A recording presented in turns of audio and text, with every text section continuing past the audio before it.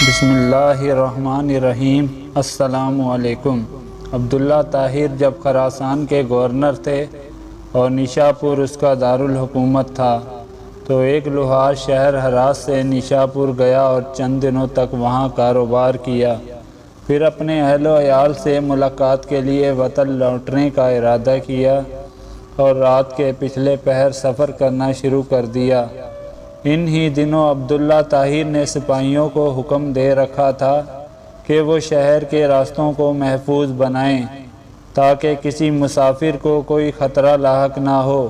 اتفاق ایسا ہوا کہ سپاہیوں نے اسی رات چند چوروں کو گرفتار کیا اور امیر خراسان عبداللہ طاہر کو اس کی خبر بھی پہنچا دی، لیکن اچانک ان میں سے ایک چور بھاگ گیا۔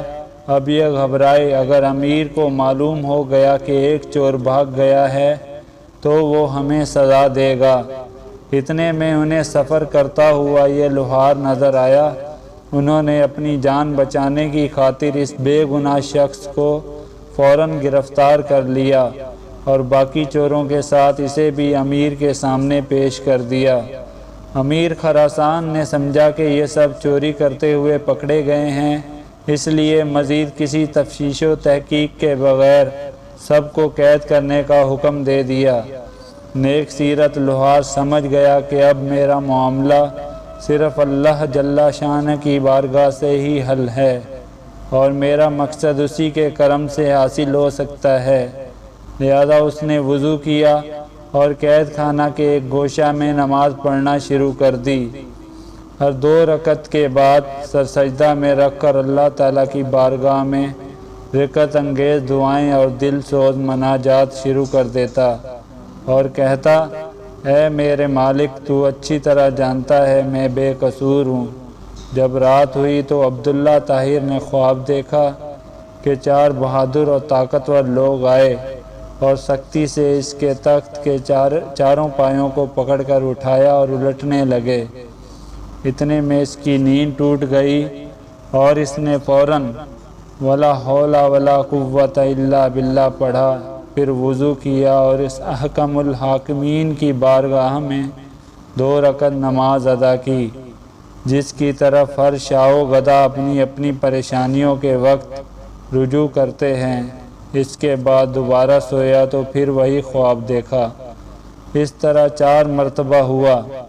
ہر بار وہ یہی دیکھتا تھا کہ چاروں نوجوان اس کے تخت کے پایوں کو پکڑ کر اٹھاتے ہیں اور الٹنا چاہتے ہیں۔ امیر خراسان عبداللہ طاہر اس واقعے سے گھبرا گئے اور انہیں یقین ہو گیا کہ ضرور اس میں کسی مظلوم کی آہ کا اثر ہے۔ امیر خراسان نے رات ہی جیلر کو بلوایا اور اس سے پوچھا کہ بتاؤ، تمہارے علم میں کوئی مظلوم شخص جیل میں بند تو نہیں کر دیا گیا؟ جیلر نے عرض کی، عالی جاں، میں یہ تو نہیں جانتا کہ مظلوم کون ہے، لیکن اتنی بات ضرور ہے کہ میں ایک شخص کو دیکھ رہا ہوں جو جیل میں نماز پڑھتا ہے اور رقت انگیز دل سوز دعائیں کرتا ہے۔ امیر نے حکم دیا اسے فوراً حاضر کیا جائے۔ جب وہ شخص امیر کے سامنے حاضر ہوا تو امیر نے اس کے معاملے کی تحقیق کی۔ معلوم ہوا کہ وہ بے قصور ہے۔ امیر نے اس شخص سے معذرت کی اور کہا، آپ میرے ساتھ 3 کام کیجئے۔ نمبر 1، آپ مجھے معاف کر دیں۔ نمبر 2، میری طرف سے 1000 درہم قبول فرمائیں۔ نمبر 3، جب بھی آپ کو کسی قسم کی پریشانی درپیش ہو تو میرے پاس تشریف لائیں تاکہ میں آپ کی مدد کر سکوں۔